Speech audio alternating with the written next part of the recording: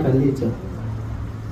మనకు ఏ మార్గంలో కానీ మీరు లలిత సహస్రనామం చదువుతున్నారు చదవండి, లేదా శివ సహస్రనామం చదవండి, లేదా విష్ణు సహస్రనామం చదవండి. మీరు ఏది చేస్తారో చేయాలి. ఏది చేసినా ఆ భగవంతుని యొక్క నామం ఉంటుంది. ఇంకేం భగవంతుని నామం చేశామంటే మన జన్మ తరిస్తుంది.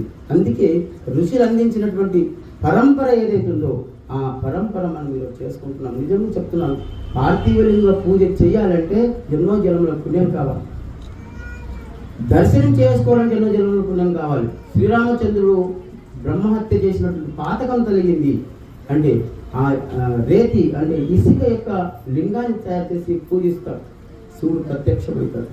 అర్జునుని మహాభారతంలో దృష్టాంతం తీసుకుంటే అర్జునుడు పాశుపతాస్త్రాన్ని మనకు కోరినప్పుడు అర్జునుడు మట్టి యొక్క లింగాన్ని పెట్టి ప్రతిరోజు పూజించినటువంటి చరిత్ర ఉంది.